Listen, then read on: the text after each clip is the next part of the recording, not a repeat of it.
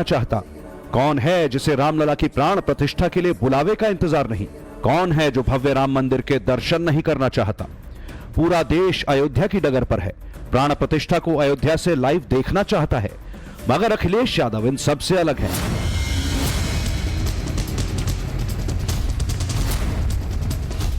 बारह दिन के भीतर अखिलेश यादव ने राम मंदिर को लेकर 4 अलग अलग तरह की बातें कही। पहले जाने की इच्छा जताई, फिर निमंत्रण नहीं मिलने की दलील दी, न्योते को लेकर कंफ्यूजन भी दिखा और आखिर में अखिलेश ने न्योता मिलने के बाद भी 22 जनवरी को अयोध्या से दूरी बना ली। अखिलेश यादव ने सोशल साइट्स के जरिए राम मंदिर ट्रस्ट को जानकारी दी। ये हाल तब है जब ऑन कैमरा पूरा परिवार निमंत्रण पत्र का इंतजार कर रहा था।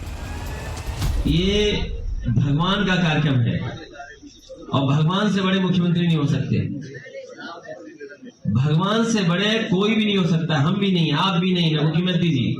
और भगवान जिसको बुलाएंगे वो अपने आप दौड़ा चला जाएगा। और ये भी सही है कि भगवान किसको कब बुला ले ये भी किसी को नहीं पता। क्या 22 जनवरी को आप जाएंगे अयोध्या? अगर निमंत्रण आएगा तो जाएंगे। निमंत्रण रामलला ट्रस्ट की तरफ से, और अगर नहीं आएगा तो भी जाएंगे, बाद में जाएंगे। जिस तरह जंग में 2 फ्रंट वॉर होती है, ठीक उसी तरह अखिलेश यादव 2 फ्रंट कंफ्यूजन में फंस गए हैं। पहला कंफ्यूजन है राम मंदिर को लेकर और दूसरा कंफ्यूजन है इंडिया अलायंस वाला। दोनों ही फ्रंट पर अखिलेश यादव के सामने मजबूरियां हैं और अपनी सियासी जमीन खिसकने का डर भी। इंडिया अलायंस वाला डर क्या है, ये आज डिकोड करेंगे और ये बताएंगे कि 24 के इलेक्शन से पहले अखिलेश यादव अपने ही जाल में कैसे गिर गए हैं। मगर उससे पहले ये समझ लीजिए कि प्राण प्रतिष्ठा वाली तारीख यानी 22 जनवरी को अयोध्या न जाने का फैसला करने वाले अखिलेश यादव के दिमाग में आखिर क्या चल रहा है।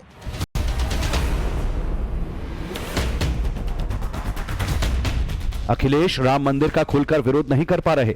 ऐसा इसलिए क्योंकि उन्हें हिंदू वोट कटने का डर सता रहा है और अगर 22 जनवरी को राम मंदिर जाने का फैसला कर लेते तो फिर मुस्लिम वोट उनसे छिटक जाता। इसीलिए अखिलेश पीडीए को अपना भगवान बता रहे हैं। अखिलेश के लिए पीडीए का मतलब पिछड़ा, दलित और अल्पसंख्यक है। जाना चाहिए उनको, लेकिन क्यों नहीं जा रहे उसका कारण है।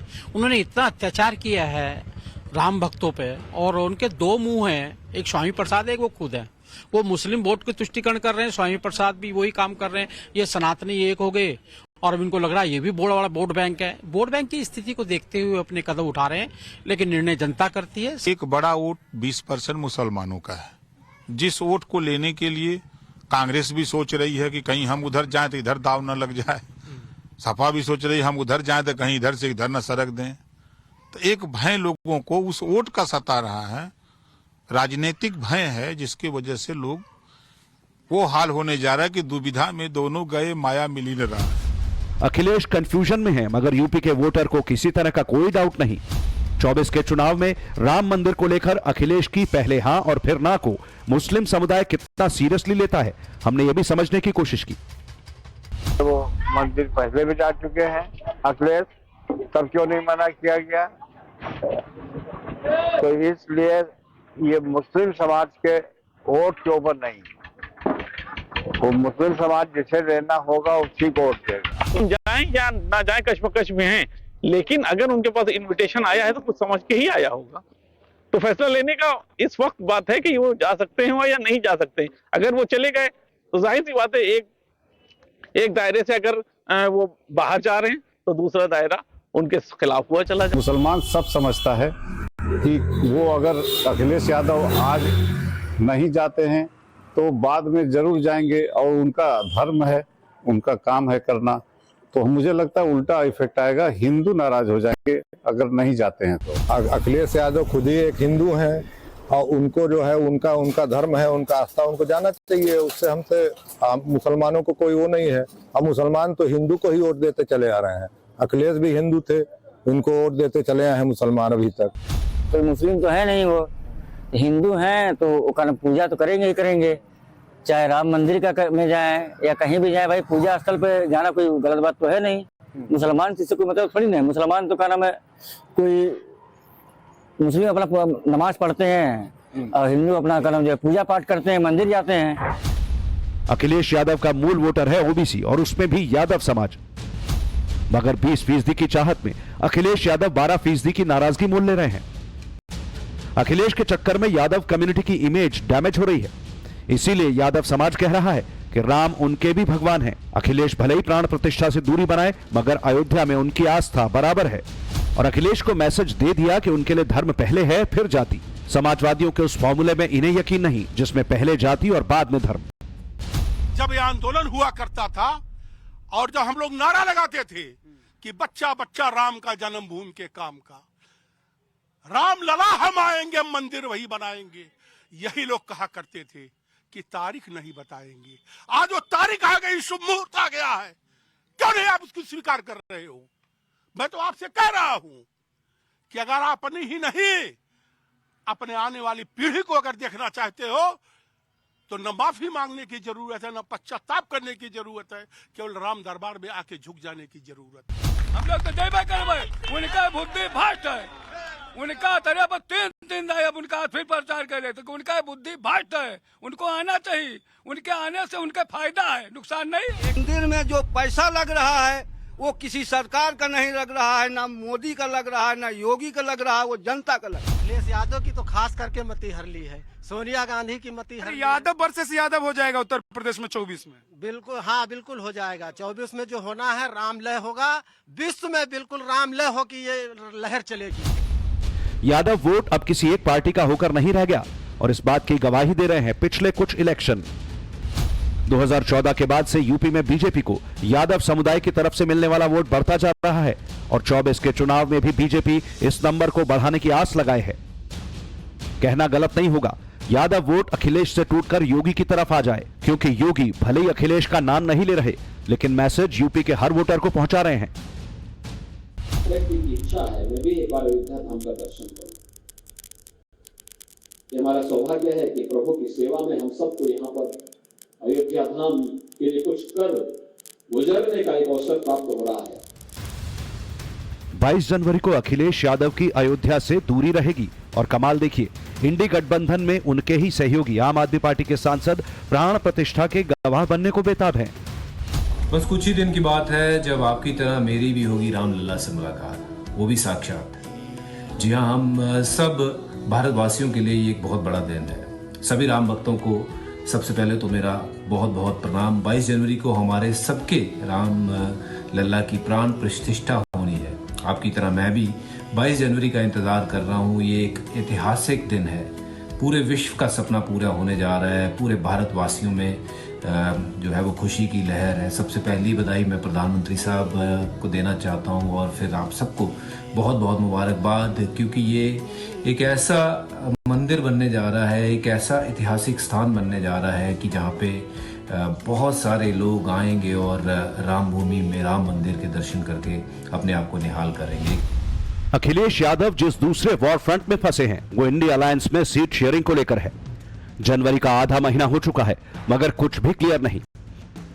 अखिलेश ने कांग्रेस पार्टी को 7 जनवरी को बोल दिया था कि न्याय यात्रा होती रहेगी, पहले वो बंटवारा कर लें। साथ ही उन्होंने ये भी कह दिया था कि ऐसा ना होने पर वो उत्तर प्रदेश में कांग्रेस पार्टी की न्याय यात्रा का सपोर्ट नहीं करेंगे। लेकिन 1 हफ्ते से ज्यादा का वक्त बीत चुका है, अभी तक न कोई बंटवारा हुआ है और ना ही कोई फॉर्मूला तय हुआ है। अब तो राहुल गांधी की न्याय यात्रा भी मणिपुर के थौबुल से स्टार्ट हो गई और यूपी का रूट मैप भी सामने रख दिया है। राहुल गांधी की यात्रा यूपी में सबसे ज्यादा 11 दिन रहेगी और इस दौरान 20 जिलों को कवर किया जाएगा। गौर करने वाली बात यह है कि इनमें से कोई भी सीट यादव लैंड से नहीं है।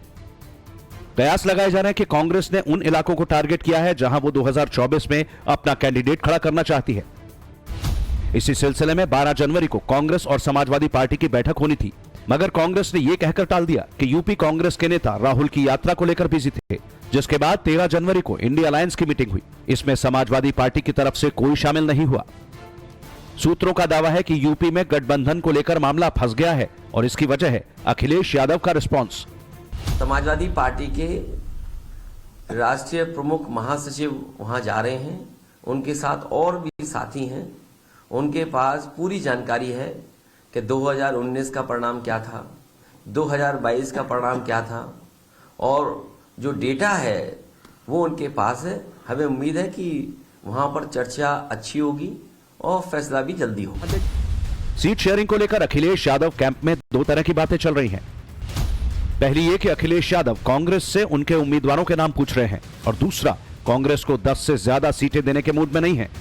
अखिलेश यादव चाहते हैं कि समाजवादी पार्टी 60 से 62 सीटों पर चुनाव लड़े। 5-7 सीटें सहयोगी आरएलडी को देने की प्लानिंग बनाई है। एक सीट गठबंधन होने पर भीम पार्टी को देने के लिए छोड़ रखी है। हालांकि कांग्रेस को अखिलेश का यह फॉर्मूला मंजूर नहीं, इसीलिए अब 15 जनवरी को बैठक होने की संभावना है। 15 जनवरी को ही मायावती का जन्मदिवस भी है। कयास लगाए जा रहे हैं कि कुछ कांग्रेस नेता मायावती से मुलाकात कर सकते हैं और गठबंधन में बीएसपी की एंट्री को लेकर अपनी तरफ से श्योरिटी देंगे। यही बात अखिलेश नहीं चाहते। अखिलेश को लगता है कि अगर मायावती की पार्टी के साथ चुनाव लड़ना पड़ा तो फिर उनकी बड़े भाई वाली भूमिका खत्म हो जाएगी, क्योंकि यूपी में फिलहाल बीजेपी के बाद सबसे ज्यादा सांसद बीएसपी के हैं और कांग्रेस का यही गेम प्लान है। कांग्रेस का प्लान ए ये है कि बीएसपी का नाम जितनी मजबूती से लेंगे, अखिलेश पर प्रेशर पॉलिटिक्स रहेगी और वो अपने मन मुताबिक सीट शेयरिंग नहीं कर पाएंगे। दूसरा प्लान यह है कि किसी तरह अखिलेश से बात नहीं बनी तो बीएसपी से गठबंधन का विकल्प खुला रखा जाएगा। अखिलेश ये बात अच्छी तरह से जानते हैं, इसीलिए वो दुविधा में है। वो कांग्रेस को इसीलिए साथ रखना चाहते हैं ताकि बीजेपी को यूपी में बड़ी लीड लेने से रोका जा सके, और अगर कांग्रेस का साथ छोड़ते हैं तो वोटों का 3 हिस्सों में बंटवारा हो जाएगा, जिसका फायदा बीजेपी को मिलेगा। दिल्ली में सीट शेयरिंग को लेकर कांग्रेस से बातचीत चल रही है। जो बातचीत हो रही है उसमें पार्टी की तरफ से सुझाव दे दिए जाएंगे महिलाओं के सुरक्षा और उनसे सुझाव भी मांग लिए जाएंगे। अखिलेश फार्मूले पर भी अड़े हैं, मगर ऑप्शन भी खोल रखा है, इसीलिए मायावती को लेकर उनकी टोन डाउन हो गई है। ये अलग बात है कि मायावती का स्टैंड एकदम क्लियर है। इसकी झलक मायावती की सोशल साइट्स पर किए गए इन पोस्ट में दिखती है, जहां उन्होंने समाजवादी पार्टी को दलित विरोधी बताया। गठबंधन की न कोई नीति है, न जिनकी देश और देश की जनता के प्रति नियति अच्छी है, न जिनके पास कोई एक नेता है। उस गठबंधन का भविष्य तो पहले दिन ही गर्त में जा चुका है। सीट शेयरिंग को लेकर के जो वो अपना बंटवारा करना है वो कर लें, लेकिन जनता ने तो मन बनाया हुआ है कि कमल का फूल खिलाना है। सुशासन और विकास की गारंटी देने वाले माननीय नरेंद्र मोदी जी को तीसरी बार देश का प्रधानमंत्री बनाना है। अखिलेश सीट शेयरिंग में फंसे हैं, जबकि बीजेपी बूथ लेवल पर प्रचार अभियान में उतरने वाली है। फरवरी से बीजेपी गांव चलो अभियान शुरू कर रही है। देश के 7 लाख गांवों में यह कैंपेन चलाया जाएगा। इस अभियान के जरिए गांव के हर वर्ग और हर मोहल्ले में संपर्क किया जाएगा। विरोधी पार्टी की रणनीति समझने के लिए दूसरे दलों के लोगों से भी मिलने को कहा गया है। इस अभियान के बाद भी हर 15 दिन में गांव के लोगों से मुलाकात की जाएगी और फिर हर बूथ पर एक-एक कार्यकर्ता को 24 घंटे रहने का निर्देश दिया गया है। चाहे वो पसमंदा मुसलमान हैं, चाहे अन्य शोषित पीड़ित वर्ग हैं, जितने भी शोषित पीड़ित वर्ग हैं वो अच्छी तरह जानते हैं कि उनका इतिहास क्या है, उनके साथ आज तक अन्याय हुआ है। और प्रधानमंत्री जी जब प्रधानमंत्री बने तो 2014 में उन्होंने कहा था कि ये सरकार, मेरी सरकार, गरीबों को, शोषितों को, वंचितों को, किसानों को, महिलाओं को समर्पित है।